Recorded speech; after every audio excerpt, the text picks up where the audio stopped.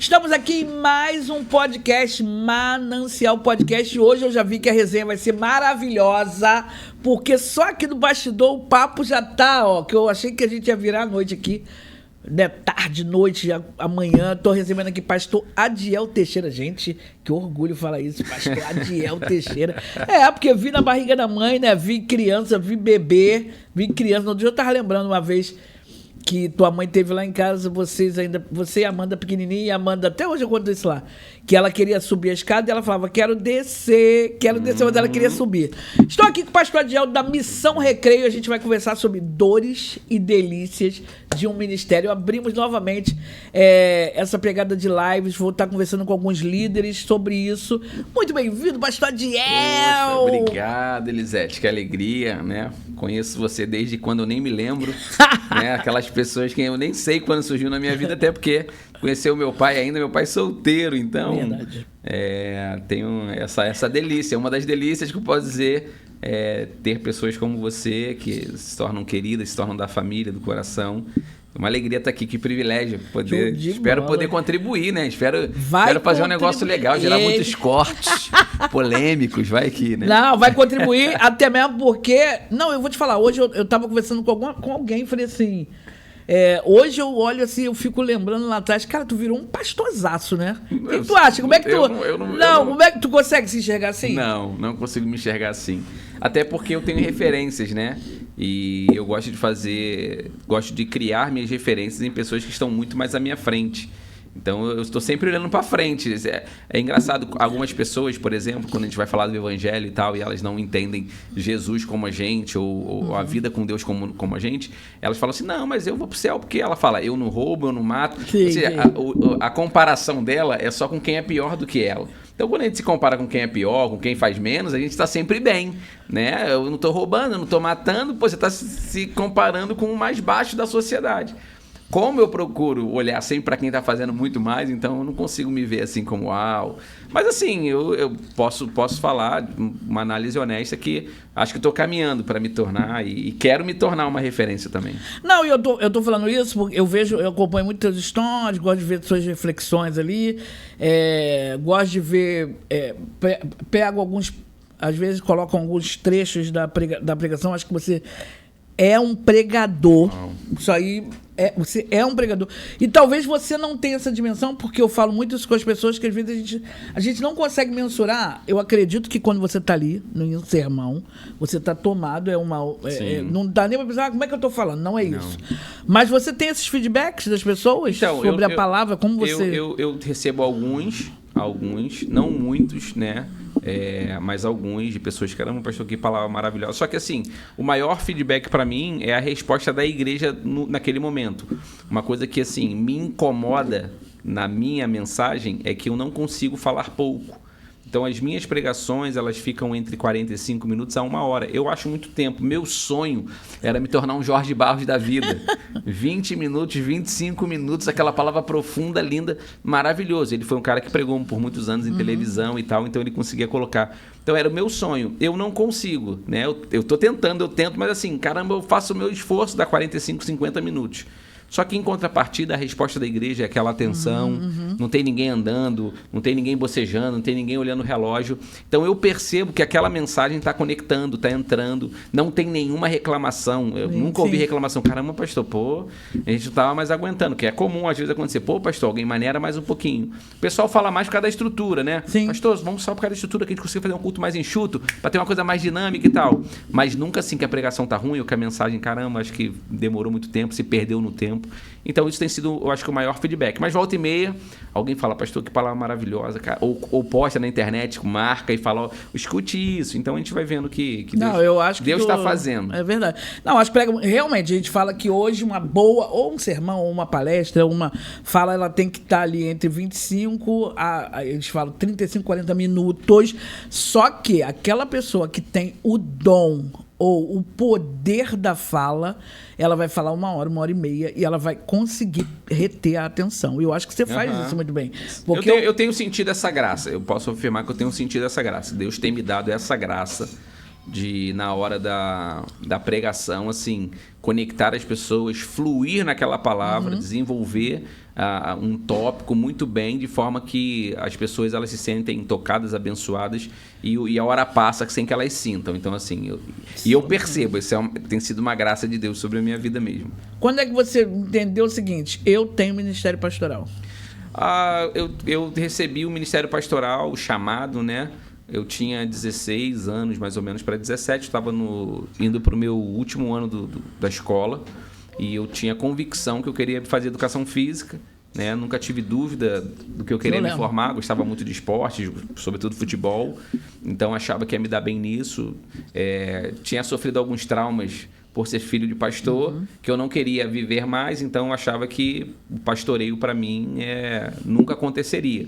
Não só achava, como eu não queria que acontecesse, né? Então, quando alguém falava pastorzinho, mas eu falava, tá amarrado, tá repreendido, eu não queria de jeito nenhum. Então, tem até um ponto interessante que uma das coisas que mais me marcou como filho de pastor era a escassez, né? A gente viveu períodos de muita escassez na nossa casa, na nossa família. Graças a Deus, nunca necessidade, nunca faltou a comida, mas eram muitas privações, eram muitas dificuldades. Então, te usava roupa doada, né? Meu pai falava com orgulho, pô, pastor, há 80 anos, nunca tirei férias. Então, a gente nunca passeou em família. Era uma série de coisas assim que a gente sofreu. Então, eu me lembro de inúmeras vezes a Light ir lá em casa cortar, tirar o relógio, que não tinha pagamento da conta de luz, a gente ficar no escuro, às vezes, um verãozão. Então, eu olhava para ser pastor e viver isso. Eu não quero. Eu não quero jamais. E a minha desculpa para Deus era essa: Senhor, eu não quero ser pastor porque eu não quero ser pobre. Um dado muito interessante assim que aconteceu agora, há 6 meses atrás, eu pregando na igreja, falando sobre isso. Aí o Valnei, que foi tesoureiro lá em Mesquita por 34 anos junto ao meu pai, ele falou, caramba, pastor Adiel, eu estava ouvindo você falar, interessante como que você na sua adolescência absorveu aquilo que você viveu. E eu estou ouvindo você falar que seu pai nunca tinha, que a igreja nunca tinha, não sei o quê. E ele falou uma coisa assim que eu falei, que meu Deus, ele falou assim, mas deixa eu te falar um negócio, sempre teve. Seu pai sempre recebeu, só que ele nunca aceitou ficar com dinheiro. Sim. Ele sempre pegou aquilo e deu para os outros. Então, assim, caramba, meu pai fez a gente passar por muita privação. A pastora Anísia falou isso no domingo. Eu estava assistindo de casa. Na verdade, na quinta que ela começou lá a campanha, eu falei, que eu ia, vai chover muito, meu irmão, vai chover muito, não vamos. Então, acabou que não choveu e eu estava assistindo de casa. Sim. E aí ela estava falando sobre isso, né? Aí eu até quero te perguntar, hoje você inverteu os seus papéis. Hoje você é o pastor e você é pai. Como é que tu olha essa situação? Então, o desafio é a gente não perder a mão para ir para o sentido completamente oposto, né? A gente vê muitos pais que falam que apanharam na infância, eles não querem bater nos filhos nunca mais, só que aí também vira às vezes uma libertinagem, uma coisa sem limite, e cria-se um filho muitas vezes assim, sem nenhuma noção, mal educados, aquelas crianças que a gente sabe que existe, né? Que não recebe o limite em casa. Então, assim, eu acho que o meu desafio hoje é não perder a mão. Por quê? Porque no meu primeiro ano de casamento, Lorena veio falar para mim assim, amor, a gente vai fazer... Eu sempre reclamei do meu pai. Só igreja. Aí no primeiro ano de casamento ela falou assim, daqui a 1 mês e meio a gente vai fazer 1 ano de casamento. A gente não vai tirar uma semana juntos para fazer alguma coisa, não? A gente vai virar 1 ano na igreja direto. Aí eu caramba, eu não me dei conta que eu tava assim, eu nem tava pensando em passear, em viajar, não sei o quê, porque eu tava replicando o modelo que eu aprendi. Então, Lorena veio para se tornar esse equilíbrio na minha vida, assim, de uma forma incrível. Então, quando eu me casei aos 30 anos de idade, me casei com 30, né? Me casei aos 30 anos, eu não tinha nem conta no banco.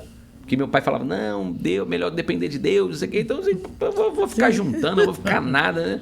A Lorena veio, não, tem que poupar. E a Lorena, assim, poxa, ela esteve aqui contigo, sim, falei, né? Pra ela. Ela, assim, cara, Lorena, presente de Deus na minha vida. Então, assim, através agora dela, a sua pergunta anterior, eu não quero ser o pai que dá tudo para os meus filhos, né? O Rael agora quer ir para os Estados Unidos. Perdão, o Rael quer ir para o Beto Carreiro e quer ir para a Disney. Não, meu sonho, eu quero. Aí a Lorena falou assim, amor, vamos fazer ele então pagar por isso, para mostrar o valor das coisas para ele. Como vamos fazer isso? Então vamos fazer ele vender brigadeiro. Eu vejo os vídeos. Aí falei, pô, sensacional, a gente conversando e tal. Rael, vamos. Aí ele, não, vou vender. Aí qual o nome? Ele botou o nome, Doces Jurássicos do Rael. né? Porque ele adora... Ele tem 5 anos de idade. E aí a gente saiu, chegou na igreja e tal, ele começou a oferecer para as pessoas. Aí ele veio correndo, papai, a tia Rafa foi minha primeira cliente. Aí ele foi vender o brigadeiro e tal. E nessa, ele, todas as vezes que a gente sai da igreja, ele fala assim, vamos comer na rua? Vamos comer na rua? Criança, vamos comer na rua? Vamos comer na restaurante? Não, vamos comer em casa hoje. Começa a chorar, eu queria comer na rua. E aí o que acontece? Eu falei para ele assim, filho, vamos fazer o seguinte, então agora que você já tem um dinheirinho para viagem, sempre que você quiser comer na rua que papai e mamãe não quiser, então você vai pagar com o seu dinheiro. Aí ele, não, vamos para casa.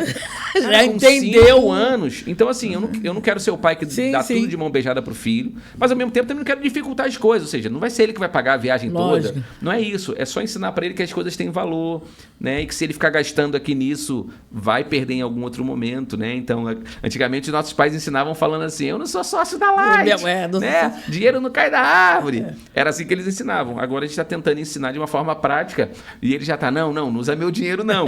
Porque já está sentindo o valor daquilo, né? Já entendeu, Maria. Como é que foi a transição, sair da Baixada Fluminense e vir... porque lá você já pastoreava, mas vir pastorear na Barra da Tijuca, uma outra mentalidade, a forma com que que as pessoas... garotas, que as pessoas congregam. Muda muito a forma de congregar? Muda muito. Aqui, por exemplo... Como a gente estava conversando um pouquinho antes da resenha, eu percebo que, por exemplo, na minha geração, ou no meu tempo na igreja, na juventude, a igreja era um evento, né? Você falou que até tem mudado isso para lá também, mas na minha época ainda era um evento. Então, assim, eu me lembro de botar roupa social, a gente saiu pós-culto sempre para comer. Então, assim, era o point, era um point, né? Aquelas segundas-feiras emblemáticas. Eram points, né, da nossa região. Então, você chega hoje no Recreio dos Bandeirantes, você tem a praia, você tem o quiosque, você tem um barzinho legal com voz e violão, o pessoal pode sentar, ficar petiscando, você tem um shopping, você tem, assim, um churrasco no seu condomínio, que você vai marcar, seja na sua cobertura, seja no seu salão de festa. Então, assim, existe muita concorrência de programação na agenda das pessoas. E as pessoas, então, se elas não têm essa maturidade espiritual, essa fé arraigada, elas vão trocar o culto por qualquer convite para um churrasco, por qualquer praia de domingo de manhã, por exemplo. Então, assim, é bem diferente, sim, é bem diferente. Mas, assim, acho que a igreja tem que aprender, né, como comunicar com esse pessoal a ponto de ensiná-los a importância de congregar, né, e fazê-los apaixonados por Jesus. Então, mas de fato é bastante diferente. Quando eu vim morar no Recreio, eu vim morar em 2015, por uma porta aberta, milagrosa, por ocasião do meu casamento. Eu não imaginava, eu não procurei, eu não pedi, eu nem queria, para ser honesto. Eu era um cara apaixonado por Mesquita, amava Mesquita, sonhava com Mesquita, tinha planos, projetos para a cidade de Mesquita. Era um meio político, saía, né, cumprimentando todo mundo na rua. As pessoas falavam, por que você não se candidata? Já até me falaram isso. Eu falei, não me vejo nisso. Mas o que acontece? Quando eu vim para o Recreio, eu fiquei 6 anos morando no Recreio, mas vivendo em Mesquita. Foram 6 anos dormindo aqui, mas passando o dia todo em Mesquita, porque eu trabalhava na igreja. E nos dias que não tinha trabalho na igreja, eu ia para a Mesquita para ficar com os amigos, para jogar uma bola, para ir na casa dos meus pais. Então, assim, eu não fazia nenhum sentido estar morando para cá. Até que, passados esses 6 anos, eu por várias vezes discutia com a Lorena, tentando procurar um lugar para morar para cá, para Mesquita, perdão. E ela, não, mas eu quero ficar no Recreio. Ela falava que ela não queria voltar, eu ficava revoltado, achava que ela... Porque eu tinha aquele apego à cidade de Mesquita, até que em 2021 nosso pastor enviou a gente para cá. Tem toda uma história, eu não queria vir também, disse não 3 vezes para o convite. Tinha uma porta aberta para pastorear na Inglaterra, mas aí a gente foi orar e aí Deus falou que era para ficar aqui. Hoje eu digo que eu me sinto o homem mais realizado fazendo o que eu nunca quis fazer e me sinto o homem mais feliz estando onde eu nunca quis estar. Porque eu sei que eu estou fazendo o que Deus quer que eu faça e que eu estou onde Deus quer que eu esteja. Ou seja, eu estar aqui é fruto meramente de obediência. Nunca foi uma obstinação minha, nunca foi um projeto meu, não, eu quero prosperar, eu quero sair de Mesquita porque eu quero ir para o Recreio, eu quero viver melhor. Nunca passou pela minha cabeça. Pelo contrário, minha ideia era voltar para o Recreio. Mas Deus em 2015 já estava em 2021, Deus já estava em 2021. Então ele já sabia. Hoje meu coração coração está aqui, né, nesse bairro. Hoje eu já não me vejo, por exemplo, mas voltando, eu já não me vejo mais naquela realidade que eu vivia antes e tenho cada vez mais sonhado com projetos de Deus para essa região. Mas assim, é muito diferente e muita coisa, porque, Zete, isso é um ponto interessante. A gente às vezes se orgulha da nossa humildade, né? A gente se orgulha de quão humilde nós somos. E a gente muitas vezes aprende um evangelho um pouco franciscano, que é assim, não, quanto menos eu tenho, melhor eu sou, né? E aí o que acontece? Então eu me orgulhava de ser de Mesquita, eu me orgulhava que era uma região pobre, eu me orgulhava que eu não queria o recreio porque as pessoas querem o dinheiro, mas eu quero... Assim, ou seja, é um pecado do orgulho igual ao pecado de quem tem muito. Ou seja, nós precisamos realmente assim, entender que Deus nos chamou para fazer a vontade dele, não a nossa. E eu não posso me orgulhar da minha humildade. Falar, não, qual é a sua maior qualidade? Eu sou muito humilde. Né? Eu não conheço ninguém mais humilde do que eu. Já pecou pelo orgulho. Então, eu me orgulhava da minha humildade. E eu ouvi, por exemplo, eu fiquei os 2 primeiros anos aqui, sem deixar a Lorena marcar no Instagram, e eu também não marcava, que a gente estava no recreio. Porque as pessoas podem pensar, porque não, vão dizer que a gente está isso e aquilo. Por quê? Porque eu tinha um status de humilde, e eu não estava vivendo. Não, as pessoas vão pensar que a gente está com dinheiro, morando aqui com dinheiro. A gente morava aqui de favor, era uma porta aberta, a gente não pagava nada, era por essa razão, mas eu não sabia me relacionar. Até que uns 2 anos atrás eu me encontrei com um rapaz, ele é coaching, essas coisas assim, e eu conheci ele numa mesa do almoço, e ele eu comecei a falar, e estava falando, não, ontem eu fui na Prada, ali no Village Mall, não sei o que, comprei esse tênis aqui, aí o meu amigo estava com um sócio dele, meu aniversário, acabou que eles lá é só à vista, né, o cartão em uma vez, o débito, então é tudo assim, né, não tem parcelamento. É outro naipe. Aí o cara falou, não, teu aniversário eu vou te dar, R$5.000 o tênis. Aí eu ouvi naquilo, falei, meu Deus. Gente, quem que tá vendo? Né, o cara tá vivendo um outro patamar, um outro estilo de vida. Aí eu falei assim pra ele, cara, eu não sei se eu conseguiria viver essa realidade, porque assim, aí eu falei de onde eu venho, caramba e tal, viver isso, papapá. Ele começou a falar, cara, a igreja é um reflexo do seu pastor, a mentalidade do pastor vai ser mentalidade. Ele também é pastor, esse cara também, mas ele é empresário muito bem sucedido, por isso que ele vive isso, não depende da igreja. E aí eu fui e falei, não, porque lá de onde eu venho, quando eu falei a terceira vez, ele falou assim, deixa eu te falar um negócio, assim, ele não mora no Rio, ele é de outro estado. Ele falou assim, deixa eu te falar um negócio, eu não tenho tempo para ficar lambendo suas feridas. Caraca, então, se você não tu esperava? Assim, não. Mas ele falou, posso falar um negócio? Eu falei, pode. Tá achando que era outra coisa. Pode falar um negócio assim, ele vai me dar um tênis. Assim, aí ele ficou falando aquilo, eu falei, eu acho que não tem nada a ver, eu acho que pra mim não é uma ferida, acho que... Só que depois que passou, eu falei, realmente, assim, eu não posso me impedir de prosperar porque eu venho de uma região menos abastada, menos favorecida. Então, assim, poxa, se Deus tem isso pra mim, eu vou ficar, não, porque eu sou de Mesquita, porque eu ficava aqui, todo mundo... Você é de onde? Na verdade, eu sou de Mesquita, mas estou morando no Recreio. Sempre ficava dando uma explicação, Então, assim, mas na verdade, se você parar pra olhar, é um orgulho da sua humildade. Não, e eu acho até também, eu li, tu já leu o livro Mente Milionária? Cara, esse livro ele fala muito sobre isso, que a gente tem essa mesmo, esse medo, essa vergonha, ou muito pelo que a gente foi ensinado, né? Que dinheiro, olha, pode ver, dinheiro é sujo, ou então todo rico não presta, ou todo rico não tem amor pra, né? Então a gente é muito ensinado daquilo dentro e a mentalidade. E quando você vai criando uma mentalidade milionária de que não, isso não é vergonha. Se permitindo, né? Se permitindo, e que a gente não se permite, tem vergonha mesmo de falar, não pode dizer quanto ganhar, não pode dizer não sei o quê, né? E é muito disso. E as pessoas... Então, eu tô rindo de você falando. Não, e a gente vai sempre justificar quando é algo que é natural, é teu. Não, mas olha só, tô com isso, eu tô com esse carro, mas... Não, mas se você parar por olhar, eu tava procurando lugar para morar em Mesquita, em Nilópolis, em Nova Iguaçu. Em Belfor Roxo não, mas eu sempre brinco assim, o pessoal ri, né? O pessoal de Bel aí, gente, os sinistros são de Bel, eu sei que são. Mas o que acontece? Então, eu tava procurando pela Baixada. Sim. Simplesmente alguém chegou e falou assim, meu apartamento tá aberto para morar, é só entrar, não precisa pagar nada.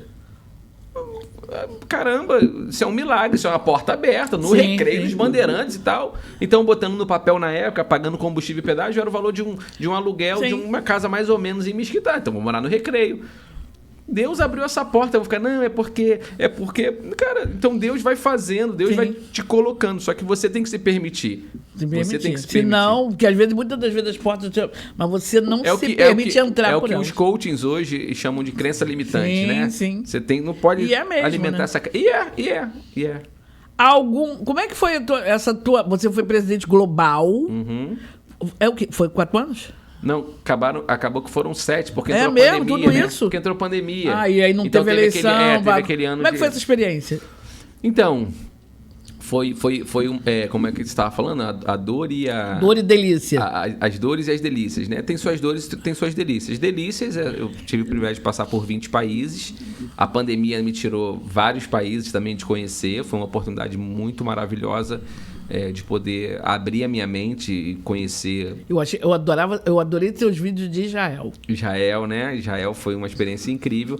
E essas viagens todas eram porque a igreja marcava reuniões estratégicas em países específicos. Israel, por exemplo, só foi Israel por conta da pandemia, porque Israel foi um dos primeiros países que abriu para não necessidade de vacinar. Você foi o mais novo? Não, não fui o mais novo. Eu fui o primeiro sul-americano, né? Em relação à idade, eu nunca nem ouvi falar. Então, pode ter sido até o mais novo, mas eu acho que não. Mas eu fui o primeiro sul-americano. Então, até então, só tinha sido uma europeia. Todos americanos, todos norte-americanos e uma europeia que tinha sido eleita. Então, eu fui o primeiro sul-americano eleito para essa posição. Desafios. Então, aí que tá. O desafios é que é um cargo meramente político, né? Não é um cargo de autoridade.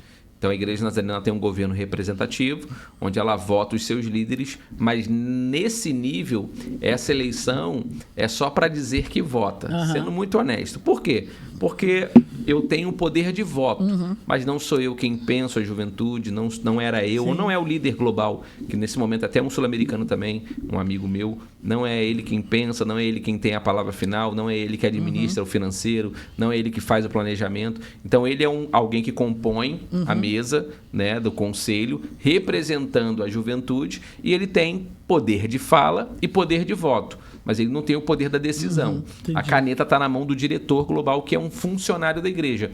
E eu até entendo por quê. Porque pensar juventude ao redor do mundo, a pessoa tem que viver full time para aquilo.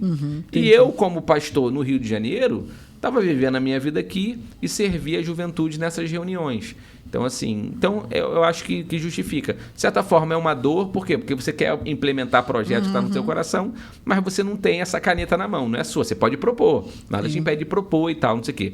Mas você não tem essa autonomia de falar, eu sou o presidente, eu quero que seja feito isso desse jeito. Não existe isso.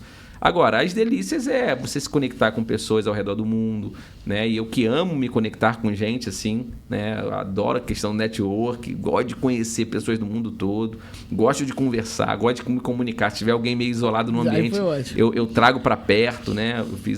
Eu fiz o análise de perfil, né? A igreja não pagou caríssimo lá para todos os líderes e aí meus pontos mais fortes é comunicação, é conexão, e quando eu vou ler a descrição lá é exatamente eu, assim, se eu estiver num ambiente, tiver alguém calado num canto, não sei o quê, eu vou fazer questão de tentar trazer essa pessoa para perto, porque me incomoda ver alguém assim, isolado. Então isso é meu, então estar em conexão com essas pessoas. Estive na Índia, estive na Tailândia, né? Ia estar na África, a pandemia me tirou. Ia estar na Austrália, a pandemia me tirou. Mas estive em Londres, estive nos Estados Unidos diversas vezes. América aqui Central, Panamá, México, Guatemala. Enfim, América do Sul só não conhecia a Bolívia e o Uruguai, né? O Bolívia e Paraguai. Fora esses 2 países, estive em todos os países aqui da América do Sul. Então, assim, foi muito legal. Eu acompanhava tuas viagens, imagino. Eu imagino que você fez conexões maravilhosas. Também porque tu é muito carismático, eu vou entrar nisso. Mas uma conexão que te marcou. Uma conexão que me marcou, assim, vou usar mais uma viagem que eu fiz que me marcou. Foi a viagem para a Índia. A viagem para a Índia me marcou muito. Mas, assim, ela me marcou de uma forma um tanto traumática.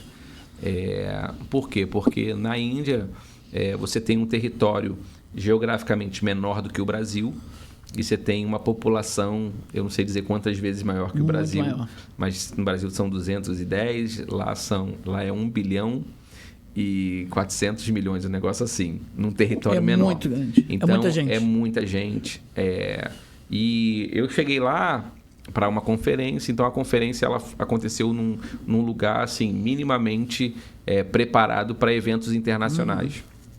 Mas a comida já foi para mim um desafio. Eu não gosto de comida apimentada e lá tudo é muito apimentado. E lá a comida é muito condimentada. E, enfim, na cultura deles lá, eu não consegui comer a comida, né? Então, por mais que eu aprendesse a comer tudo e tal, não dizer não, missionário não tem... Assim, a comida não me bateu bem, me fez muito mal. E eu fiquei, assim, 10 dias comendo ovo cozido, praticamente, com arroz puro. Vai igual minha mãe, vai igual meu pai falava, só o ovo que eles não conseguiram mudar porque não tinha como. Meu pai falou isso uma vez que ficou internado, só o alface que não tinha como eles mudar o alface, porque o resto da comida... Então assim, e aí foi bem sofrido para mim nesse aspecto. Fala assim, caramba, e ver como para eles é a realidade deles, e aquilo satisfaz eles. Então você vai falando assim, caramba, o mundo é mais do que isso. Você vai no McDonald's, por exemplo, e você pede lá porque a carne é um deus, né? A vaca é um deus, né? O boi é um deus para eles, por causa do hinduísmo. Então é difícil você encontrar restaurantes que vendem carne. Existe, mas não é assim a qualquer lugar. Então, por exemplo, o McDonald's não vende nenhum hambúrguer com carne. Então, tu chega no McDonald's, só tem frango. Tudo é McChicken, né? O Big Mac Chicken. É como se fosse isso, né?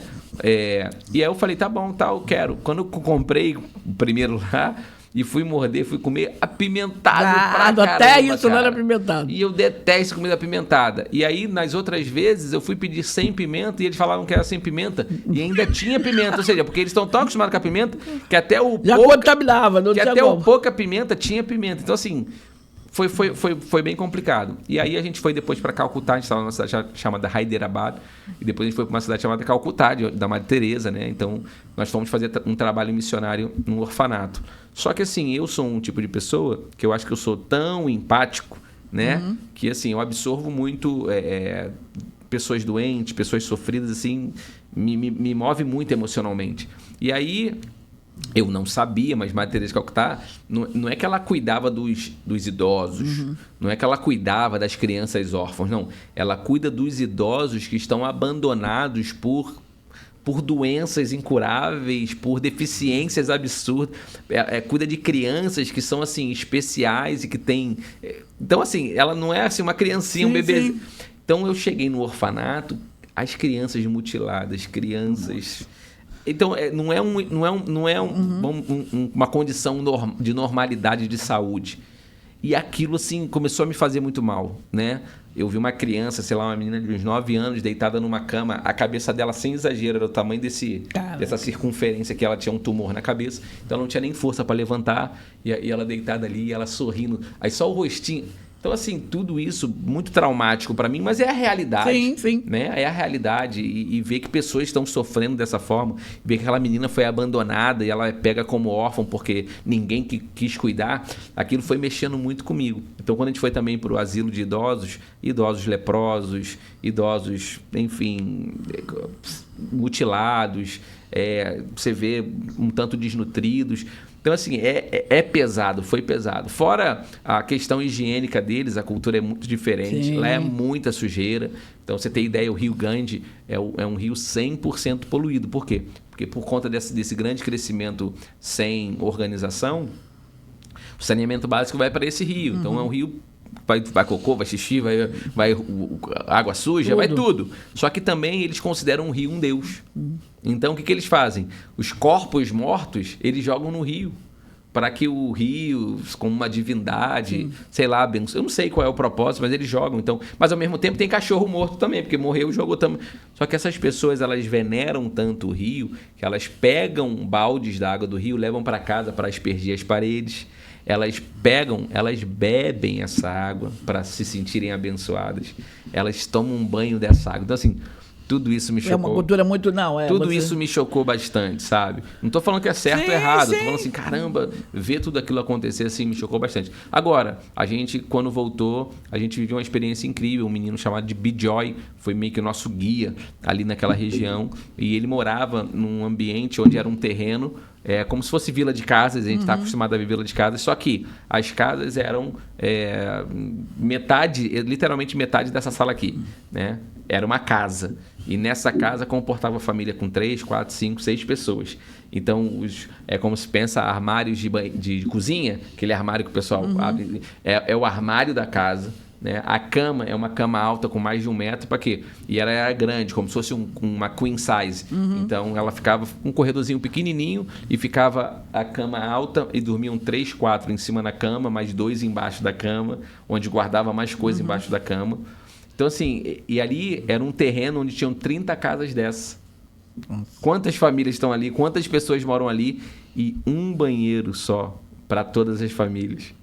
E aí, quando a gente foi e tal, a gente conheceu a mãe do Bijoy, a mãe dele hindu a vida toda, nunca comeu carne, vegetariana a vida toda, uma senhorinha bem magrinha e tal, já de 62 anos, com os seus deuses ali na parede. A gente sentou, entrou na casa, olhou, orou com eles, falamos da palavra para a mãe dele. E aí eu falei, qual é o seu sonho, Bijoy? Ele falou, meu sonho é poder morar numa casa onde eu tenho um quarto para mim, um quarto para minha mãe. E aí eu falei com o pessoal lá que estava comigo do Brasil, Antoniel e Paula, um casal queridíssimo. Vamos pagar para ele 1 ano de aluguel numa casa dessa, vamos realizar esse sonho. Na época a gente estava... a gente viu os valores lá, dava para fazer. Então vamos fazer, vamos. Fizemos. Quando fizemos, então, ele foi e se mudou para essa casa.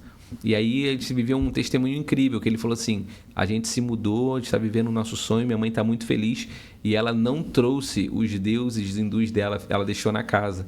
Ela não fez nenhum altar aqui na nossa casa nova. Então isso já é um testemunho. Sim, super sabe, testemunho, né? Maravilhoso daquilo, do poder de abençoar as pessoas mesmo, né? Então, assim, a Índia foi um país que me marcou bastante, de ver essa realidade. Eu dormia num quarto onde tinham ratos. E eu falei que tinha rato. Aí o pessoal, como é que é o rato? Falei, como é que é? Ah, não, tá tudo bem, esse rato não... Esse não tem problema. Pra eles é normal, como é que é o rato desse tamanho? Não, esse não tem problema. É como se fosse isso, sabe? Então, assim, foi uma experiência bem marcante. Esses choques culturais são...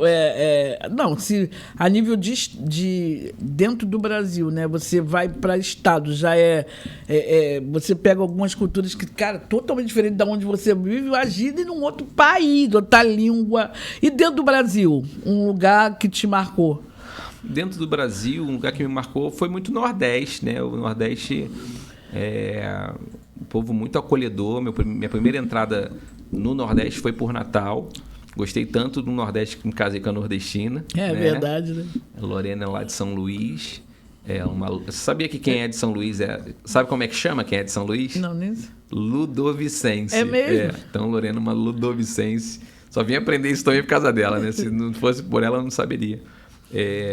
Mas, assim, um povo muito acolhedor, assim, incrivelmente artístico, né? Amostras de dança, ministrações com dança, com teatro, eles são incríveis, assim. E, assim, região praiana, que eu gosto, eu sou suspeito para falar. Então, assim, o Nordeste, para mim, foi um lugar onde eu me conectei muito, fiz muitos amigos, tanto fiz que no meu casamento alguns amigos estavam lá em São Luís, que eu convidei. Então, assim, o Nordeste é um lugar que tem um lugar especial no meu coração. Eu ia te falar, por exemplo, você é presidente global. Eu lembro quando me falaram, presidente global da JNI. Eu acredito, pelo que eu te conheço do teu perfil, você é presidente global. Tá. Quando você volta ao Brasil, como era a reação das pessoas quando você chegava nos lugares já com esse título? Tá entendendo? Tô entendendo. Não, pessoal... Porque pra você, eu sei que era light. Mas... Não, eu tenho amigos pastores de jovens, né? Na época eu pastoreando, cuidando de jovens. Todos eles, caramba, agora tu é global. Aí me apresentavam, você quer o presidente global. As pessoas dão muito essa pompa, essa ênfase, né? Me anunciavam nos cultos, vão pregar, ele é presidente. Na época, na ocasião, era 500 mil de jovens que tinham na Juventude Nazarena. Então, lidera 500 mil de jovens. O negócio só que você não lidera 500 mil de jovens, né? Você encabeça um conselho que lidera outros líderes que vão liderando. Então, você vai... são por parte, mas, de fato, eu representava aquilo para a denominação. Então, agora, é muito interessante como as pessoas, de fato, elas reagem a isso, elas valorizam isso, assim, para elas é um valor. E não deixa de ser, eu não posso dizer que não é, não vou ser hipócrita, não é nada. Não é que não seja nada. Pode falar, eu nem tô falando disso. Ontem eu estava conversando, eu estive numa reunião e aí o rapaz... Como ele já era um amigo, aí quando chegou na reunião de apresentar, ele, a rainha, e aí eu dei um sorriso assim, e aí ele falou, tá rindo de quê? É a rainha mesmo. E aí eu falei pra ele, cara, pra você eu posso falar também, amigo, eu fico rindo por dentro com isso, porque eu acho assim tão tão fora aí é isso que eu tô te falando. As pessoas falam, eu fico pensando dentro. Eu comigo mesmo, né? Porque você se eu conhece, nem expresso, né? Mas eu fico assim, cara, que loucura, né? Então eu fiquei imaginando como é que era você chegar nos lugares, porque as pessoas já mudam até a forma de. Ou não mudam? Mudam, as pessoas mudam. Por exemplo, acho que para as pessoas os títulos são importantes. E títulos abrem portas também, né? Então, independente de você se perceber, de você querer isso ou não, isso não deixa de ser uma chave para dar entrada, entendeu? Para a pessoa ligar para você e falar, eu quero o contato da Ana Hickman e da Luísa Brunet. Verdade. Porque elas te enxergam dessa forma. Sim. Então, isso vai abrir portas para você. E a gente tem... Eu acho que se a gente está vivendo essa realidade, acho que não há nada de errado a gente tomar posse disso também. Mas tem um ditado, eu não sei dizer se ele é chinês, se ele é o quê, mas fala assim, quando falarem mal de... Alguém diz assim, não, o ditado é mais ou menos assim, falaram mal de mim e eu ri muito porque não sabem metade a meu respeito. Ou seja, eu sou muito pior do que estão falando. Estão falando mal de mim. Caramba, eu sou muito pior do que isso. Vocês estão falando que eu sou ruim por causa disso? Vocês não fazem ideia, né? Que eu sou. Então, como a gente se conhece, então a gente se olha e, graças a Deus, se o nosso coração não se envaidece com isso, se o nosso coração não é tomado por isso é só um título. Mas tu sabe que eu estava vendo um vídeo e aí foi onde virou uma chave para mim sobre isso aí. Tá? Porque eu falei que chegou em uma época que eu ficava um pouco irritada com isso. É mesmo? Você ficava irritada? Ficava. Quando eu falava assim, eu tava contando pra eles ontem, eu falei, pô, aquilo me irritava. Falei, eu por dentro não falava nada, mas aquilo me irritava, me deixava desconfortável. E aí, depois, eu vi um vídeo que falou que se posicione como as pessoas estão lhe enxergando. Né? Dessa autoridade, porque às vezes você não está nem mensurando isso, mas Deus está te usando de tal forma, ou Deus está te honrando de tal maneira que está te colocando, e as pessoas estão tendo aquela visão. Reconhecendo. Por que você vai descredibilizar isso? Porque muitas das vezes eu falava, para com ele, não gosto. Mas é o que eu te falei, a gente se orgulhar da nossa humildade. Ou seja, porque seria ofensivo para você um título de rainha do network? Por que seria ruim? Não é ruim, é verdade. É bom. Agora, a pergunta que você deve fazer é por que me incomoda? Sim, porque tá mexendo na sua humildade de, não, eu venho de baixo, eu não sou isso tudo. Mas você tem que se permitir. Verdade. Né? Então, não, isso aí foi uma chave que virou assim, pra mim. A gente precisa se permitir. E se as pessoas estão enxergando isso, por exemplo, eu não sou um pastor que fico aqui, alguém me chama, Adiel, eu falo, por favor, pastor Adiel. Eu não tenho isso, né? Mas, por exemplo, alguém vem e fala, pastor, o Senhor, não sei o que, no início vai, o Senhor tá no céu. Mas hoje não, percebo que elas estão falando como uma forma de respeito. Autoridade. Então tudo bem, não tem nenhum problema, não vai me ofender mais, eu também vou permitir. E quem me chamar de você também não vai me ofender, a questão não é essa. Então, a gente tem que, é muito legal a gente fazer essa autoanálise, né? E perguntar por que me incomoda essas coisas. Mas a gente vai evoluir e se permita. Eu preciso me permitir muitas coisas também que eu ainda não... Verdade, mas eu precisei ver esse vídeo para falar, cara, é verdade. Por que não? E aí passei, mas era uma coisa muito difícil. Hoje eu fico rindo, mas assim, não me incomoda mais. Eu fico rindo por dentro porque eu acho engraçado. E assim, ai, que bom, que legal que tá me vendo assim, que bom que...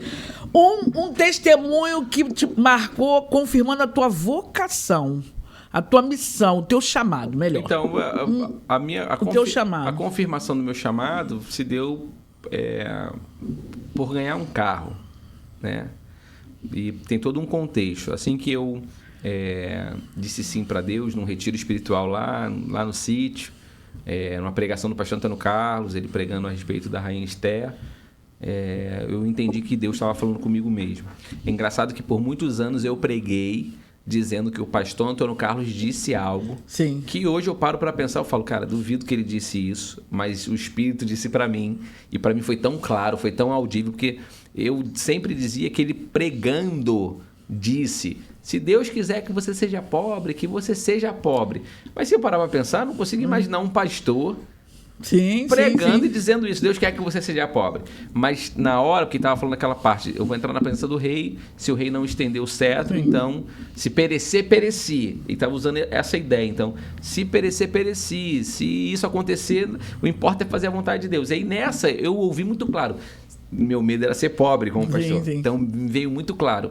Se Deus quiser que você seja pobre, pouco importa, seja pobre. Mas seja quem Deus quer que você seja. Aquilo me bateu tão forte que eu fui para o altar. Eu falei, Deus, então tá bom, a partir de hoje eu vou viver para isso. Eu vou sair daqui, eu vou na minha faculdade, eu vou trancar a matrícula. Eu vou sair do meu estágio. Eu trabalhava com o Wildney. Né? Lembra do Wildney? Lembro, lógico. Trabalhava com o Wildney numa escola em Botafogo, uma porta aberta. Ganhava bem para um estagiário. Lembro quando trabalhava lá. Né? E, enfim. E aí, fiz isso, saí. Só que eu falei para Deus, eu vou ficar eu vou fazer um teste de 1 ano. Vou ficar 1 ano trancado na faculdade, 1 ano no seminário, 1 ano servindo na igreja direto, full time. E se eu não gostar, se eu entender que isso aqui não... Eu volto para a educação física e nunca mais me fale de ministério. Eu falei isso para Deus na oração. E eu fiz isso. E logo no segundo mês da minha decisão, no seminário, meu pai me enviou para uma igreja em Piracicaba para apoiar um pastor lá por uns 6 meses. Eu fiquei 5 meses e alguns dias lá com o pastor Valdemir Graia, e lá em Piracicaba. Até que, depois desse tempo, foi um tempo de bastante amadurecimento, não tinha internet. Era outro tempo. Ligar a cobrar para meus pais. Né? Não tinha computador era de internet de escada, era caro o pulso, não tinha celular. Então eu fui e na volta, depois dessa entrega desse tempo lá, na volta uma pessoa lá chegou para mim e falou assim, Deus mandou te dar um carro. E me entregou a chave de um Siena. Eu lembro disso. Um Siena, tal, não sei o que. Aí eu fui e falei, caramba, liguei pro meu pai. Meu pai falou assim, não aceita. Porque você foi ajudar uma igreja que estava em crise. Você vai voltar com um carro, vão falar que tu foi com esse interesse, não aceita. Aí eu, caramba, não acredito, tá repreendido, Senhor, tá repreendido. Sai do meu pai. Meu pai é um homem bom, meu pai é um homem maneiro. Eu achei que ele estava endemoniado. E aí meu pai foi e falou, não aceita e tal, não sei o que. Aí o conselho dele era um conselho sábio mesmo. Eu falei para a pessoa, obrigado, não posso aceitar. E eu devolvi a chave. A pessoa, não, mas Deus mandou. Eu falei, mas não posso aceitar. Então eu voltei para o Rio de ônibus, cheguei em casa. E aí depois, uns dias depois, eu não sei, algumas semanas depois, talvez um mês depois, essa pessoa veio de carro e deixou o carro na porta da casa dos meus pais. Falou assim, esse carro Deus mandou dar para você, se você quiser botar no ferro velho, se você quiser dar para alguém, se você quiser vender, você faz o que você quiser, mas Deus mandou dar para você, é seu. Eu só vou obedecer a Deus. Aí naquela hora meu pai falou assim, tá bom, então pode ficar com o carro é seu. E aí naquela hora, Deus falou para mim assim, você não tinha medo de ser pobre? Onde que 5 meses de trabalho em algum lugar, Sim. Você teria condições de ter um carro quitado no seu nome. Então, assim, cuida das minhas coisas que eu cuido das suas. Caraca, essa foi a... E aí a frase do meu ministério é essa, né? A frase do meu ministério, do meu chamado é: enquanto eu cuido das coisas de Deus, Deus cuida das minhas. E o versículo chave do meu chamado é: mais buscar em primeiro lugar o reino de Deus e a sua justiça, e todas as demais coisas serão acrescentadas. É isso que eu tenho vivido. Então, assim que eu disse linda. sim. Eu achei bonitinho no dia que você estava lá olhando as fichas dos novos membros. Aí você todo feliz. Não tem gravado um vídeo assim. O que mais te impacta e o que mais você ama no pastoreio, né? O que eu mais eu amo tá dentro daquilo que a gente estava falando, né? Conexão com as pessoas, né? Então, assim, eu já vi nesses 3 anos de Missão Recreio chegarem pessoas completamente... Empresa falida. E Deus virar a chave na vida dessa pessoa através da busca por Deus, do cuidado de Deus na vida dela, da entrega dela também. Uma pessoa que passou a se dedicar à oração, a família dessa pessoa foi sendo alcançada de maneira que eu batizei os filhos dessa pessoa e tudo mais. E Deus foi virando a chave. Essa pessoa andava num carro que o carro toda hora quebrava, o carro que o ferro velho ofereceu R$5.000 na época. Essa pessoa estava pensando em como fechar o CNPJ, porque já tinha desistido daquela empresa ali, já não estava com dívida. E Deus virar a chave de tal forma que essa pessoa pega um carro aí de quase R$200.000 zero, num período de 2 anos, e a empresa passa a ter fila de espera para atender as pessoas. Que legal. Então, assim, ver a transformação que Deus faz, né, através do cuidado pastoral, é realmente assim, são as experiências mais incríveis. Famílias chegaram lá separadas, né, já não tem mais esperança e reatam um casamento, reatam um amor, pessoas perdidas, né? Então, tem um testemunho incrível, que é o testemunho, por exemplo, da Tati. Sim, que né? legal. A Tati chegou na igreja, né? Ela morava com seu namorado, ela estava um tanto distante de Deus. Deus restaurou a vida de forma que o Ricardo, que era o namorado, e não queria nada com Jesus, ia na igreja, foi na igreja uma vez, por educação. Depois, só bem cara de Ricardo mesmo, por educação. Depois de 6, 8 meses, foi de novo. Então, assim, uma distância. E eu tentava fazer contato às vezes por mensagem, chegamos a tomar um café na casa deles para tentar conectar. A Isa também, filha dela, estava distante, não queria ir para a igreja. Então, assim, você vê depois, né, o Ricardo se converter, eu poder batizá-lo, eu fazer o casamento dele com a Tati, a Isa firme em Jesus. Então, assim, sensacional, né? são os maiores presentes que o ministério proporciona mesmo, assim. Lógico que é o Espírito Santo. Claro, sem dúvida. Não, do que eu vou te falar. Não, isso aí é maravilhoso. Lógico que é o Espírito Santo, lógico que é Deus, mas você é um facilitador, você tem um perfil carismático. Ó, André, eu, presidente da juventude, eu queria matar. Muitas das vezes ele, que às vezes tinha alguma coisa, ele chegava depois, quando eu vinha já para, né, degolar, ele dava um sorriso, acabou, me desmontava, cara. Porque você tem esse perfil, é teu, né? Eu nem sei se dos teus irmãos, eu acho que ninguém tem esse perfil assim seu. Eu acho que não. Não, ninguém, nem a Amanda, mas coisa, o Ariel, muito menos, a Anísia é bem mais séria. Nem teus pais, não, teu pai é muito carismático. Sim, meu pai Tu acha que isso é um facilitador para você que... Assim, eu acredito que a igreja saudável, ela tem que exercer os 5 ministérios que a palavra diz, né? Então, você tem lá o pastor, você tem o apóstolo, você tem o mestre, você tem o profeta e você tem o apóstolo. Então, são 5 ministérios. Pastor, mestre, apóstolos, profeta e evangelista. Então, assim, toda igreja tem que ter esses 5 ministérios. A Bíblia fala até no livro, se eu não me engano, é Efésios, dizendo para que ela não seja uma igreja que fique de ondas em ondas, de ventos em ventos. Então, uma igreja madura precisa desses 5 ministérios.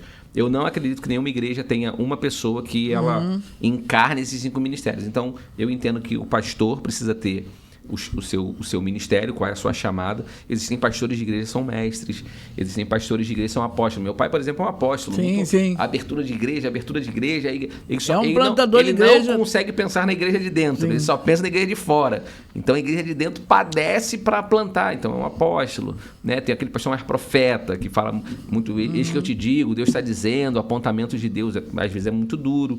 Né? Tem o evangelista, que o evangelista ele já é um evangelho mais raso, ele já é intencionalmente mais raso. Eu poderia dizer um David Leonardo da vida, que alcança muita gente, né? E tem também o mestre. O profeta. É o mestre. Faltou o mestre? Aquele que ensina, né? Aquele que vai ensinar, que vai dar estrutura, vai dar base. Desses 5 ministérios, eu identifico o meu ministério mais forte como evangelista. Por quê? Porque eu faço questão de ganhar as pessoas para mim, para poder ganhar para Jesus. Não sei se você já viu, eu faço de vez em quando Uber evangelístico. Sim, eu vi. Né? Acabei de fazer agora... tá vendo? Tô brincando, é que eu acho as histórias maneiras, daí eu vejo, eu fico acompanhando. Acabei de fazer agora, por exemplo, no Réveillon. Por quê? Porque o Réveillon é uma data que, quando acaba o culto da virada, chegar em casa por volta de 2 horas da manhã, depois do culto, e aí eu sei que quem faz Uber quer ficar pegando corrida para longe, porque primeiro quer voltar para casa e segundo que estão pagando muito bem, por causa que é uma hora muito dinâmica, né? E aí não é todo mundo que quer ficar fazendo corrida dentro do bairro, que vai pagar bem menos. Então eu falei, eu vou ligar o aplicativo e vou fazer as corridas dentro do bairro. Por quê? Porque dentro do bairro eu vou me conectar com pessoas do bairro, pessoas que estão aqui. Sim. E aí eu peguei 3 ou 4 corridas. E aí, quando essas corridas eu vim pegando, todas elas, eu falei, tudo bem, ó, só para vocês saberem, eu não sou Uber e tal. Eu puxava um assunto, lógico. Legal, como é que tá? A pessoa perguntava, como é que tá a corrida? Muita coisa? Não, na verdade, comecei a rodar agora. Só tô fazendo só para me conectar com as pessoas mesmo, né? Pelo dinheiro. Como assim? E aí, então, teve um casal que eu peguei, tinha um casal e uma menina. Quando eles entraram no carro, aí a menina falou assim, vou botar aqui a parada, a outra parada. eu falei assim, aí na hora eu fechei meu coração. Falei, pô, essa menina vai botar pra ir pra longe. Pô, não quero ir pra longe, não quero sair daqui, né? Aí, caramba, tá dando R$93. Eu falei, pô, é muito longe. R$93 é muito longe. Eu falei... Aí ela falou assim, poxa, moço, tá dando R$93 para me deixar aqui no início da Barra. Eu falei, no início da Barra onde? Ela falou, ali perto do Pedra de Itaúna e tal. Mas assim, tá dando R$93. Eu falei, não, vamos fazer o seguinte, eu te deixo lá sem nenhum problema, você só fica me devendo uma visita na igreja. Como assim?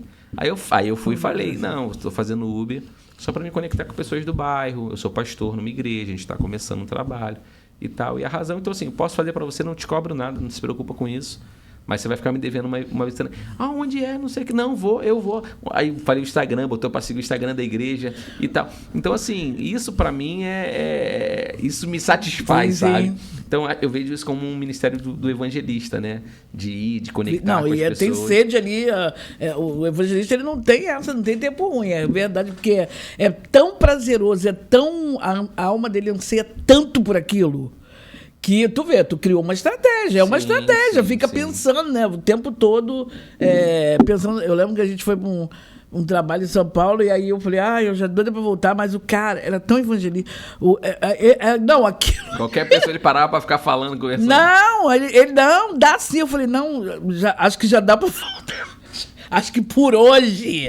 Mas por quê? Ele tá numa outra vibe, né? Ele tá realmente numa outra vibe. Então tem de verdade essa coisa mesmo. Mas eu achei a estratégia do Uber sensacional. De carro de aplicativo sensacional. Não, e foi bom.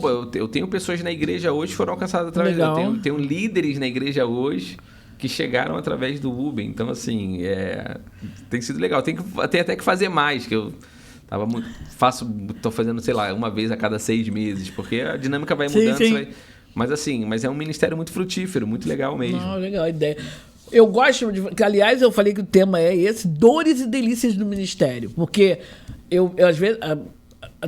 eu quero ser pastor. A pessoa não quer ser o evangelista, não quer ser o profeta. Não, eu quero ser o pastor. E não é qualquer pastor, eu quero ser o pastor da igreja, né? Porque você pode ser um pastor e necessariamente não está à frente da igreja. Dores e delícias, o desafio, cara, de quem tá de fora, assim, porque a gente estava conversando sobre isso, Felipe, né? Instagram tudo é lindo, né? Eu queria ter essa vida. Eu quer ver uma coisa? Até só para fazer um paralelo sobre isso, eu lembro de você viajando como global. Isso. E muitas das vezes eu via vídeos de você, gente, amanhã eu tenho que estar indo de novo. Por quê? Vai estar fora da família, longe dos filhos, tem que ir uma mala, viaja para outro lugar. E aí, quem está acompanhando só vê o lado de, opa, vou para outro país, que não sei o que. Pra você ter ideia, eu fui para Israel. Ficamos 12 dias em Israel. Dos 12 dias em Israel, a gente teve 1 dia e meio de passeio. Os outros 10 dias eram reunião de manhã até de noite. Então, assim, beleza, fui para Israel, mas não conheci quase nada. Porque a gente foi para reuniões. Então, assim, eles começavam 8 da manhã e terminavam 6, 7 da noite. Todo dia, né? E eu não sou um cara muito de reunião, eu sou um cara muito dinâmico. Então, assim, me custava muito. Cansa isso, né? Você tá em Israel, tá em Israel e papapá. E lógico que a gente aproveitava a noite para ir comer num restaurante, passava em algum lugar e, gente, tô aqui. Mas assim, não era passeio, não era turismo, né? A gente teve sim 1 dia e meio de conhecer umas regiões ou outras lá. Assim, sobre dores e delícias, hoje como pastor de igreja, a maior delícia é você ver essa transformação na vida das pessoas. Para mim, a maior dor é quando essas pessoas partem, né? O Luiz Hermínio, ele fala algo muito, muito interessante. Ele pegou o texto quando os pastores de Abraão contenderam com os pastores de Ló por causa das ovelhas ali, e o poço, e a água, e não sei o que, e o pasto. E ele falou o seguinte, ele falou assim, é interessante perceber que nunca são as ovelhas que brigam entre si, são sempre os pastores que brigam por causa das ovelhas. E aí você vê muito proselitismo, né? Por exemplo, eu que sou pastor de uma igreja fui convidado para ir numa célula de uma outra igreja. Qual é o sentido de eu pastoreando uma igreja ser convidado? Não, mas vai lá fazer o quê? Tipo, o seu pastor pode pensar que eu estou indo assediar suas ovelhas. E não é isso. As pessoas já são crentes, já estão alcançadas ali. Não é meu propósito isso. Então você vai vendo as pessoas assim, elas fazendo tudo, às vezes para bater uma meta, né, de ter pessoas, de ter visitantes. Mas aí nessa, assim, algumas pessoas elas se permitem, né, ninguém é inocente, mas se permitem ser iludidas, ludibriadas. E aí a pessoa que estava ao seu lado, daqui a pouco ela sai, e você ajudou, você estendeu a mão, e essa pessoa você se torna o cocô do cavalo do bandido, porque você disse um não. Por exemplo, uma coisa que eu tenho percebido muito, isso é uma coisa bem séria, né? Os pastores que não são pastores, quando eu digo não são pastores, não tem no ministério pastoral o pastor como um ministério. Ou seja, às vezes ele é um apóstolo, às vezes ele é um mestre. Então, esses ministérios não têm muita paciência. O mestre, sim. Mas geralmente o apóstolo, geralmente o profeta, não tem paciência para ficar sentando e cuidando das pessoas. Eles são muito de apontamento de destino. Vai, faz, isso aqui. E aí o que acontece? Existe um grupo de pastores se levantando na internet hoje, falando que cada crente tem que ter a sua própria vida, tem que cuidar, não tem que ficar trazendo nada para o pastor, não. Ficar perguntando, aí eles exageram ficar perguntando que roupa vai para a igreja, ficar perguntando qual é a cor do carro que compra. Então eles ficam tentando ali desmerecer o cuidado pastoral nisso. E aí já ouvi, ficar perguntando se pode namorar ou se não pode namorar. Mas, por exemplo, eu já atendi jovens que eu sabia que estavam assim, saindo com 2, 3 meninas, estavam viciados em pornografia, e uma jovem muito preciosa da igreja, apaixonada por ele.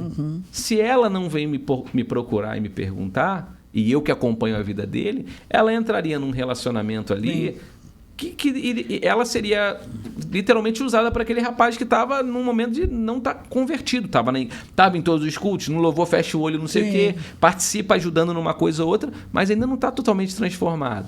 Então, assim, quando a pessoa vem buscar o cuidado pastoral, se o pastor exerce, ele conhece as suas ovelhas. A Bíblia fala isso, né? O pastor conhece as suas ovelhas. E nesse conselho você pode dizer, olha, não é o momento. Então, assim, eu já dei conselho a pessoas para não fazerem coisas que elas acabaram fazendo e que eu queria estar errado. Por quê? Porque depois aquilo foi um resultado tão negativo na vida delas que muitas delas até se afastaram de Jesus. Até se afastaram de mim por vergonha. Sim. Só que não é que eu não vejo isso como um orgulho de, tá vendo? Eu falei, eu avisei. Não, assim, cara, eu queria ter estado errado. E hoje essa pessoa tá bem, tá fluindo, mas não é o caso. Então, assim, eu sinto hoje que a maior dor é isso. Por quê? Todos hoje, até hoje, que saíram da Missão Recreio, saíram pessoas e vão sair outras, né? E eu nem eu sei se eu vou ficar, Deus que está guiando a nossa vida, mas assim, perdeu-se esse respeito, perdeu-se essa visão de pedir a bênção. As pessoas hoje, elas não pedem mais a bênção, elas pedem autorização. Por quê? Porque quando você pede uma bênção, você tem que estar disposto a não recebê-la. Sim. Não é isso? Quando pede uma bênção para Deus, Deus pode falar, não, Paulo vai dizer, né? Roguei 3 vezes a Deus que me tirasse esse espinho da carne. Ele falou, não vou tirar, minha graça é suficiente para você. Porque ele está pedindo para Deus. Agora, as pessoas hoje, ao saírem da igreja, todas elas até hoje Deus está falando que o meu tempo aqui acabou, eu preciso, então... Se Deus já falou, você vai fazer o quê? Sim. Essa pessoa não quer bênção. Ela só está te avisando que está saindo. Isso as que avisam. As que avisam, eu ia falar isso. As que avisam, né? Então, assim, agora, eu creio que essa seja a maior dor, né? As pessoas, você acompanha, você cuida, você ora, mas quando chega no momento que ela quer fazer o que ela quer fazer, você não serve para nada. Ela só te comunica, muitas vezes, quando comunica, e já fala que Deus mandou, então você não é nada, né? Sim. Deus é tudo, e o que você vai fazer?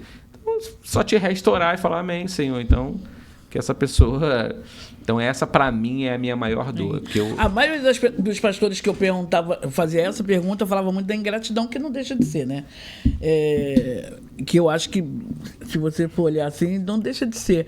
Mas tu não acha que hoje, devido a... São muitas igrejas, são muitas... não caminhos, né? Mas são muitas igrejas, são muitos, muito delivery. Você pode assistir de casa, você pode assistir de... Você tem que vai encaixando com o que fica melhor para mim. Sim. Eu vejo muito isso. Sim, sim. Fica melhor para mim, então eu vou trocar. Eu digo porque as pessoas trocam hoje de igreja. Eu tenho amigos que, não tô mais em lugar, tal lugar, não. Ah, não! Né? Eu digo que eu não consegui. Quando eu falei... Cada vez menos raízes. Menos né? raízes. Menos raízes. Quando eu fui tentar sair de Mesquita, falei, cara, acho que vou sair de Mesquita. Comecei ali em Nilópolis, né, na primeira. O pastor Alessandro falou assim, pô, tá vindo pra cá, caralho. A gente muito amigo, né? E aí comecei. E Deus falou, não. Eu não fui falar nada com o pastor Madeu, né?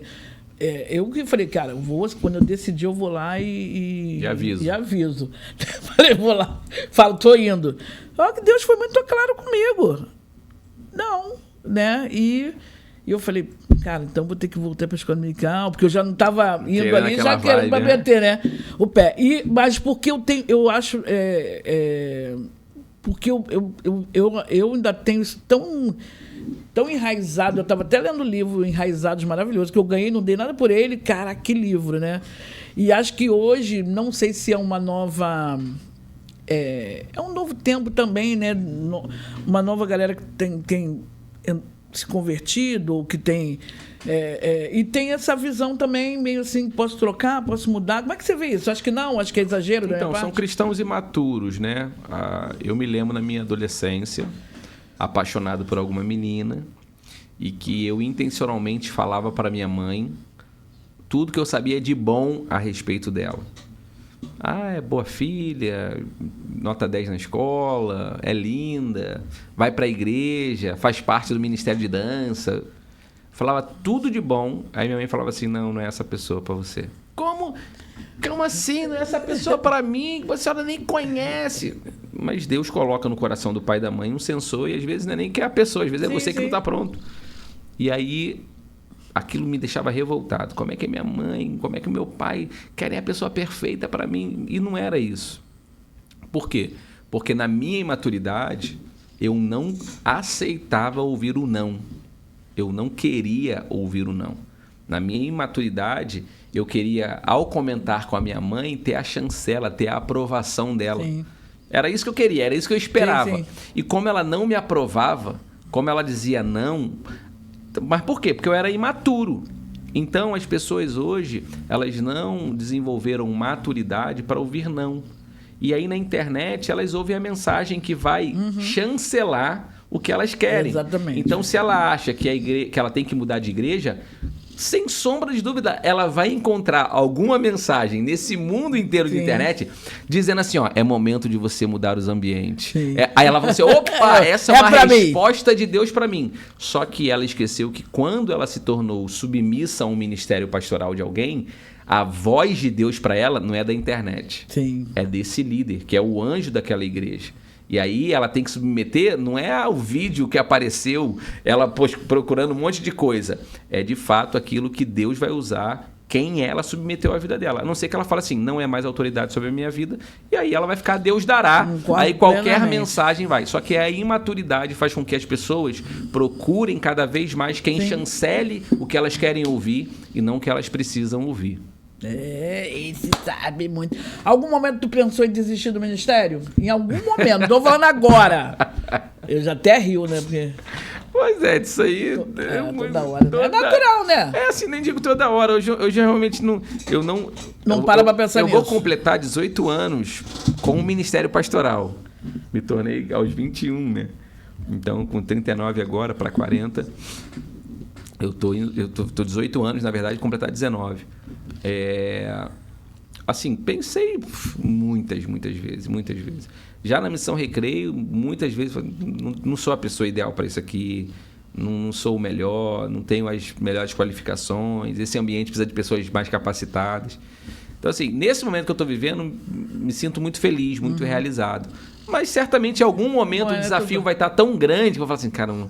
Então. A gente para, que eu tô. No dia eu pensei nisso, mas a gente pensa, o que eu tô fazendo? Meu Deus, vou voltar, depois tu cai em si. Mas faz parte, acho que é humano, né? Quem chama é Deus. E é bom você ter essa percepção que não é você que faz. Sim. Né? Não, isso é super importante. Eu até falei isso, aliás, é bom que já vai ser uma pergunta. No dia eu tava falando. Eu fui dar uma palestra, depois quando desci, a menina falou algo tão frio. Eu falei isso, eu pensei comigo, né? eu falei isso, né? E aí depois eu penso assim, em alguns momentos, que bom, que eu acho que eu não seria capaz disso. Porque eu tenho entendimento que é chamado mesmo, né? Então, quando eu entendo que é muito Deus, que eu até falo, quando eu vou para um lugar muito desafiador, eu falo, Senhor, decodifica minhas palavras, chega lá de outra forma. Já aconteceu contigo de... eu acho que você é um grande pregador. Eu, de verdade, acho mesmo, né? Eu fico vendo lá a forma que... Eu falei, nossa, o Adiel virou um grande pregador, né? Deus é bom. Eu vi trechos que colocaram da igreja que foi em São Paulo. Ok. E a Lorena também é uma grande pregadora. A Lorena tem uma graça linda. Ela veio falar aqui, eu até falei pra ela, cara, mudei meu conceito sobre você, eu tinha uma outra ideia sobre você. Ela, mentira, que ideia? Eu falei, vou nem te contar. Tô brincando, eu falei, cara, achava que tu era fútil. Nada a ver, ela é muito... Falei pra ela, falei, cara, tu é muito profunda, muito firme ali no que fala, mamamá, enfim. Eu falei, acho que você é um grande pregador, acho que você... Mas já aconteceu contigo de você... alguém vir te dar um feedback, vamos falar assim, de algo que e que você não tinha noção que tinha batido daquela forma na pessoa?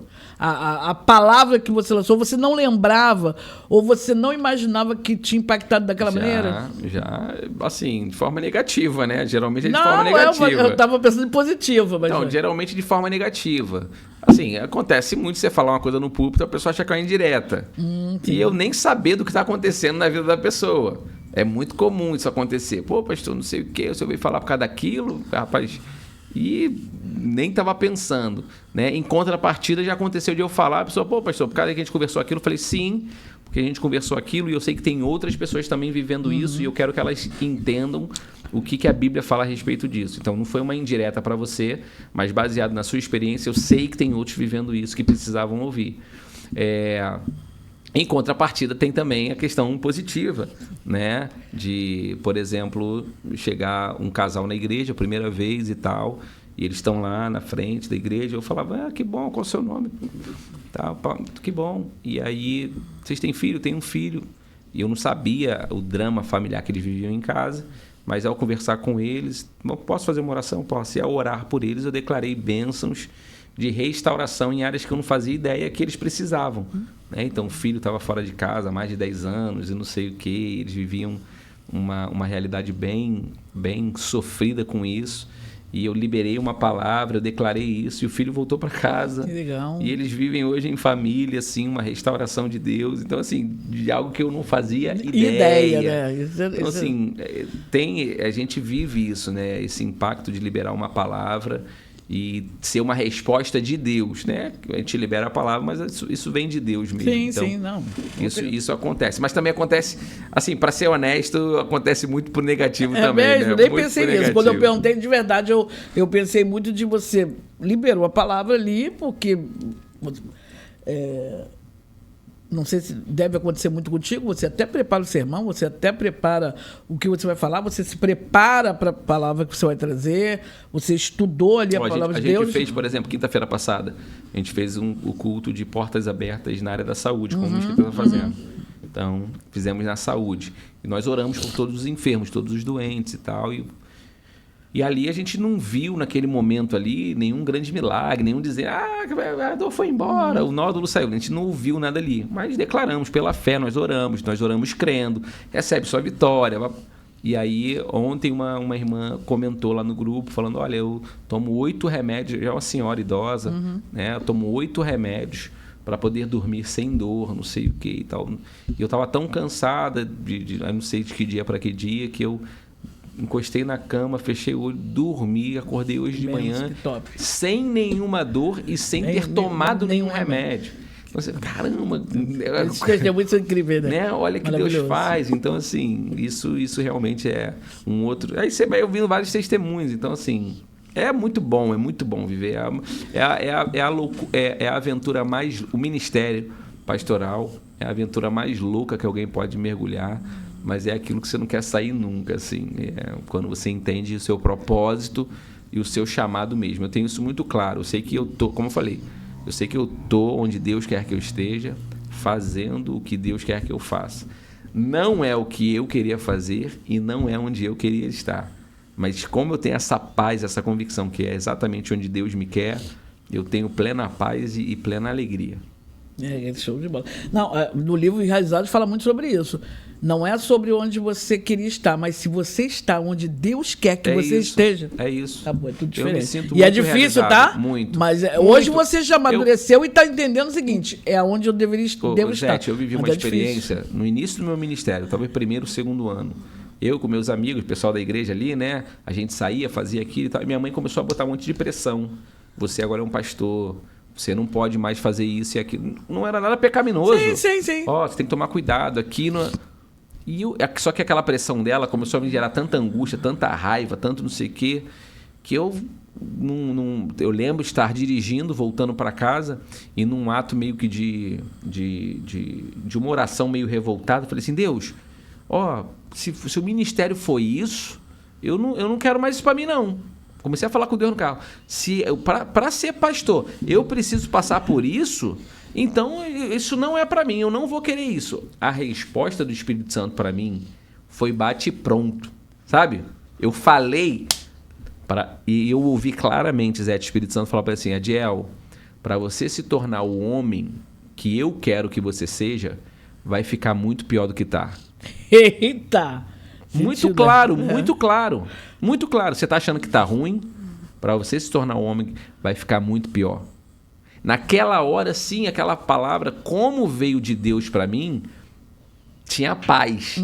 Mas era muito confrontador. Então, assim, confrontadora. Caramba, Deus, então me ajuda. Assim, ela não me deu o desejo de desistir mais. Sim. Então não quero. Assim, então me ajuda, Deus, porque eu já não estou aguentando aqui. Me ajuda, por favor. Essa pressãozinha que eu já não tô aguentando. Imagina. Vamos lá, a gente está se encaminhando para o encerramento. Eu quero te perguntar. Pastor, pai, marido, como é que Celebrante você... de casamento. Celebrante, adorando. Até indiquei. Ele tá até isso, só que eu não sei. Ele é o nosso próximo entrevistado. Legal. Ele tava procurando celebrante. Eu falei, vou te indicar um amigo que é maravilhoso. Mas não sei se ele já conseguiu alguém... como é que você se divide nisso tudo aí? Como é que você organiza essa logística? Assim, graças a Deus, a igreja, por estar no seu começo, ela não tem tantas demandas de uma mega igreja, de uma igreja grande. A gente não tem essa estrutura ainda de, por exemplo, parte administrativa, fluindo, pessoas, funcionários. Então, assim, isso ainda me dá bastante flexibilidade, né? Para poder ficar com os meninos, né? Eles estão de férias em casa, então, caramba, uma loucura, quebra tudo, é brincadeira, e eu e Lorena tiramos tela praticamente 100%, então tá uma briga dos dois o dia inteiro. Então, assim, em contrapartida, eu consigo flexibilizar o meu tempo para estar com eles, mas eu tenho casamentos que eu faço em alguns finais de semana. Como eu lido com o meu tempo, eu administro, então eu escolho os casamentos que eu quero e os que eu não quero. Né? Eu escolho os dias que eu quero, então geralmente eu pego 2 casamentos por mês, não costumo pegar mais do que isso, senão eu vou me enrolar. Em relação a marido, eu e Lorena, a gente não tem tempo de qualidade como casal há anos. Isso é uma coisa que a gente conversa muito. Então, desde que os meninos chegaram, desde a gravidez, assim... Que muda, né? Toda a rotina. Muda. Então, pra você ter ideia, ano passado eu devo ter saído com ela para comer, eu e ela sozinho, acho que umas 3 vezes, num ano inteiro, para ir jantar num lugar. Então, isso é nada, né? Então, assim, mas a gente conversa, tá? A gente não normaliza isso, tá num radar, num ponto de atenção.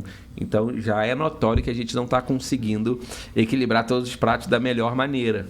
Mas como a gente está atento, a gente já fala, precisamos, não dá para ficar assim, a gente precisa ter o nosso tempo.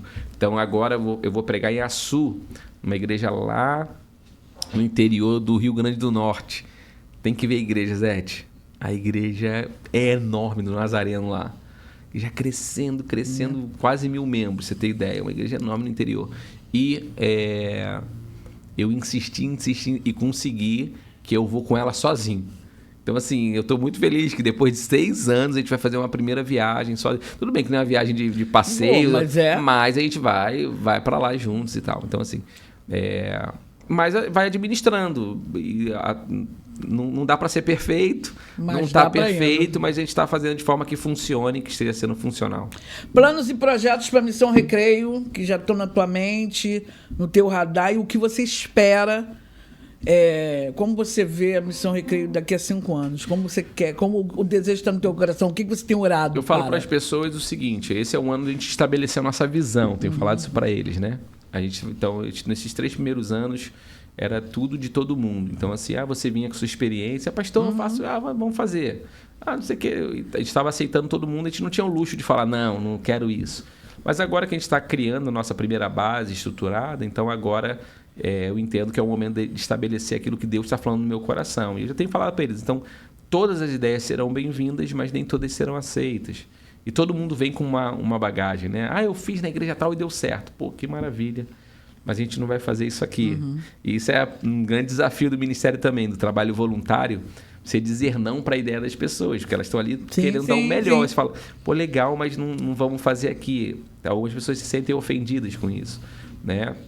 Mas assim, eu falo para eles, olha, o que falta na gente em estrutura, que nos sobre em amor, né? Então, se a pessoa entrar aqui, ela pode ver que está faltando muita coisa, mas se ela se sentir amada, ela vai ficar. Então, a gente tem que trabalhar isso. E eu tenho falado para eles sobre impactar pela excelência. E é exatamente quando você fala daquela igreja lá que te impactou, eu acredito, baseado na história de Salomão, com a rainha de Sabá, que ela fala, né? Eu ouvi falar da tua fama. Tudo mesmo. Não, ela falou assim, eu ouvi falar da tua fama e eu não acreditei que era possível tudo aquilo que eu ouvia falar. Então, eu vim ver. E ao ver, além do que eu ouvi. Ou seja, ela não acreditava no que tinha ouvido, mas vendo, ela viu que era ainda melhor do que ouviu. Só que quando ela fala, ela não frisa nas riquezas. Sim. Quanto ouro, quanto a prata. Ela frisa no seguinte, a disposição dos talheres, a gestão ali, a posição dos seus servos, a vestimenta dos seus servos. Então, o pastor Juscelio de Souza, ele fala o seguinte, que a ostentação, ela usa as mesmas vestes da excelência. E aí, elas se confundem. Por que elas se confundem? Porque a ostentação está sempre se vestindo do melhor, mas a excelência também está sempre se vestindo do melhor. O que muda elas é o espírito delas. Então, a excelência usa as melhores vestes para servir os outros. A ostentação usa para se envaidecer e para aparecer. Então, eu falo para eles, eu quero que a gente tenha aqui o melhor entrada, o melhor banheiro, o melhor kids, a melhor recepção, a melhor experiência de culto. Não para a gente se envaidecer, mas para que as pessoas se sintam amadas. Então, assim, essa é a minha visão hoje para a Missão Recreio, para a nossa igreja. Crescer de uma forma saudável. Eu falo para eles, conhece alguém cristão de outra igreja? Não convide para a nossa igreja. Eu falo, eles não são bem-vindos aqui, eu não os quero aqui, porque eles já têm a igreja deles. Sim. Não, a pessoa está meio desviada, está meio fraca na fé, tudo bem, então você vai trazer, porque ela precisa estar firme em Jesus. Mas ela já está crente, ela não convida, eu não quero.